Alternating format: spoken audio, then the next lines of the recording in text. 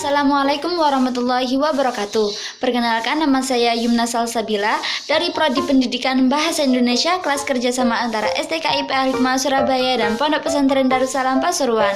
Di kesempatan kali ini saya akan mengajukan sebuah video untuk memenuhi nilai UAS pada mata pelajaran dosen kami, Ustadz Rian Surya Putra, Magister Pendidikan. Adapun nomor induk mahasiswa saya adalah 220145015. Pada kesempatan kali ini saya akan meresensi sebuah buku yang berjudul Seri Perkaya Hati 4, Hidup Makin Susah Kalau Banyak Yang Hobinya Bohong, karya Saiful Hadi El-Suta.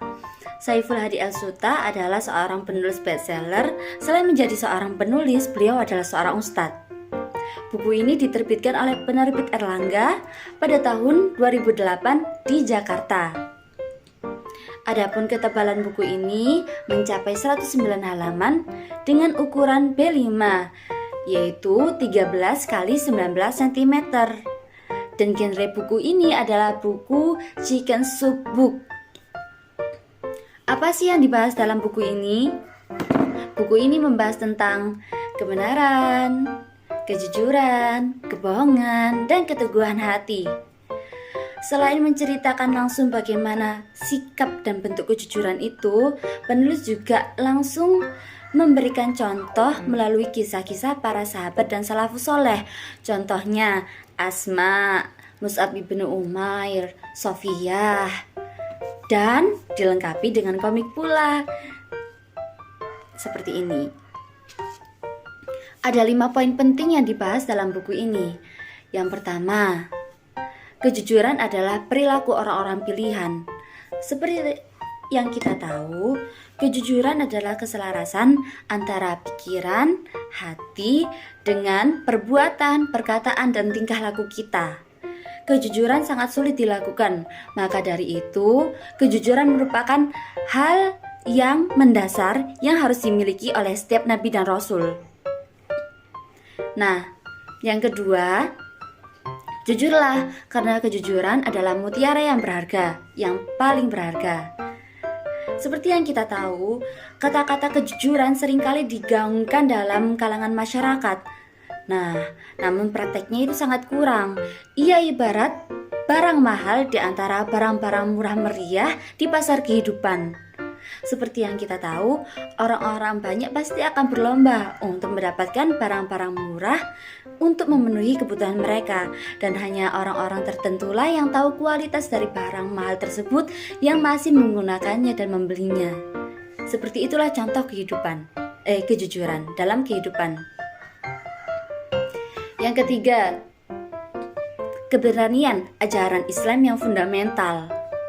Seperti yang kita tahu, keberanian dibutuhkan untuk mendeklarasikan kejujuran. Bagaimana kalau kita mau jujur kalau misalnya kita sendiri tidak berani?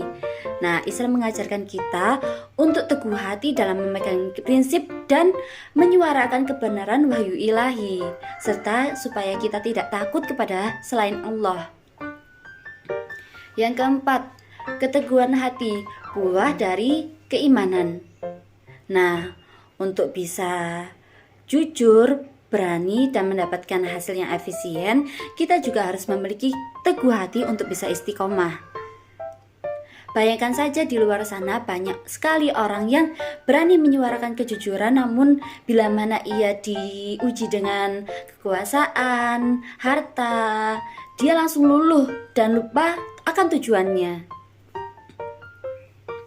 Yang terakhir, yang kelima, adalah kejujuran, keberanian, dan keteguhan hati merupakan suatu bentuk kepuasan hati yang tidak bisa dibeli.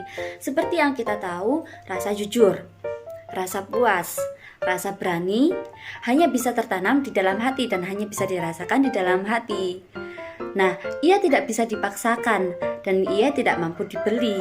Maka dari itu, orang-orang yang merasakannya mendapatkan nikmat yang luar biasa. Kita tahu bahwa kebenaran bisa diambil dari berbagai macam hal, bisa dilihat dari berbagai macam proses. Entah dengan proses pengalaman kita melihat secara langsung bagaimana bentuk kejujuran dalam kehidupan sehari-hari, atau dengan memupuknya melalui membaca dan meneladani kisah orang-orang soleh seperti yang ada di buku ini. Nah, orang-orang soleh itu adalah orang-orang soleh menurut agama Islam, yaitu pedoman kita Nabi Muhammad SAW, para sahabat beliau, tabi'un tabi'in, dan para salafus soleh sesudahnya. Kawan, kejujuran sangat sulit dilakukan. Benar gak sih? Apalagi buat mereka yang pendosa. Nah, tapi ketahuilah bahwa dampak dari kejujuran akan sangat terasa dan akan sangat baik dalam kehidupan. Begitu pula dampak dari kebohongan. Bayangkan saja kalau misalnya kita dihadapkan dalam suatu kondisi di mana kita diharuskan untuk jujur, namun kita berbohong, kita akan merasa was-was, kita akan merasa waspada, dan kita itu akan menutupi kebohongan itu dengan kebohongan yang lain. Apabila ini terus dibiarkan, ini akan membuat habit buruk dan berdampak pada kredibilitas kita. Orang-orang tidak akan mau percaya pada kita. Naudzubillah min syarri dzalik. Dan contoh yang kedua, apabila kita berada dalam suatu lingkup masyarakat di mana masyarakat tersebut berbuat zalim dan perbuatan itu dianggap lumrah di kalangan mereka, kita tahu kalau misalnya itu salah, namun kita tidak mengingatkan, ini akan berdampak sangat buruk. Allah akan murka dan bisa jadi Allah akan mengirimkan azab sedangkan kita berada dalam kondisi di masyarakat tersebut. Itu adalah contoh kebohongan individu antara individu dan kebohongan dalam masyarakat. Sangat berdampak buruk, bukan? Efek dari kejujuran dan efek dari kebohongan akan sangat terasa. Maka dari itu, ayo biasakan diri kita, ayo pupuk diri kita untuk bersikap jujur, untuk mengamalkan kejujuran dan untuk mendeklarasikan kejujuran kepada orang lain, terutama orang-orang sekitar kita. Memang sulit pada awalnya, memang sangat berat untuk dilakukan. Namun yakinlah, dengan keteguhan, keberanian, dan kejujuran, kita akan mendapatkan kepuasan hati yang tidak dapat dibeli.